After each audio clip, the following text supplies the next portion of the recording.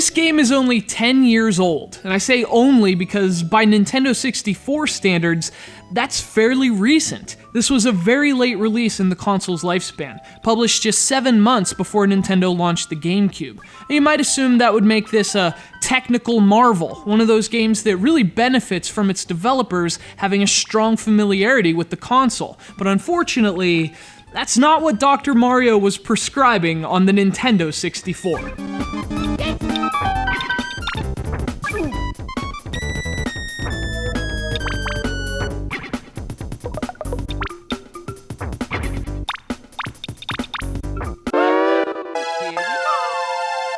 Now, generally speaking, it's hard to criticize Dr. Mario. Ever since its debut in 1990, it's always been one of the most popular games from the post-Tetris puzzler boom. In the years since, the game has seen several new versions, all of which are built from the same fundamentally awesome puzzle game.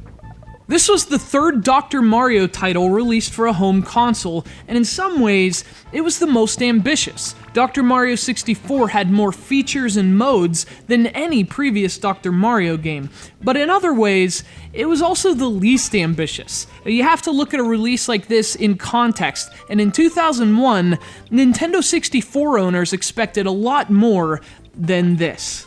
And so did the critics, quite frankly. Dr. Mario 64 did not receive great reviews. Lazy, outdated, decade-old rehash, just a handful of the criticisms thrown into Dr. Mario 64's bottle. But looking at the game 10 years later, it's a lot less disappointing than it used to be. Yeah, it's basically the same game it had always been, but really, what else does Dr. Mario need to be?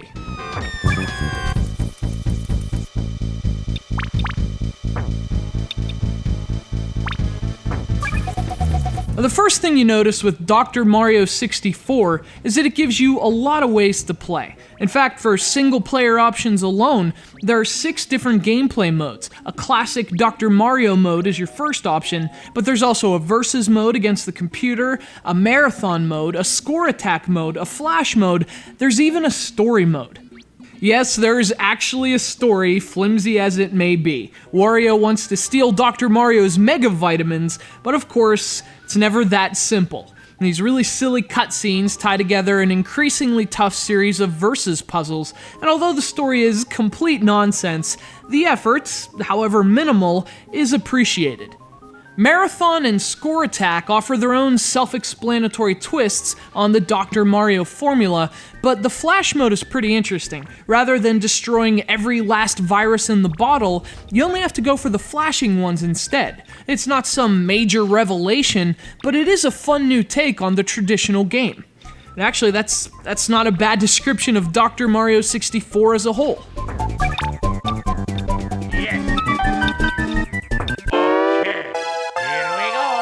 So let me make the case for Dr. Mario 64. This is a great version of a great puzzler, packed with more ways to play it than ever before. And plus, it was originally released at a budget price of $29.99, a price that was worth it for the multiplayer alone. And in fact, that's easily the game's strongest asset. Dr. Mario 64 supported 4-player multiplayer, the most ever supported in a Dr. Mario release. And as Nintendo 64 owners who were willing to pay the $30 can attest, few things in life are as much fun as Dr. Mario with 4 doctors, diagnosis, and infectious good time. Of course, you can find the cartridge even cheaper these days, and if you do, it's a game worth owning for any puzzler fan. It may not seem like a very impressive release, and in some ways it wasn't, but Dr. Mario 64 is a robust Dr. Mario release, a fun repackaging of an old favorite.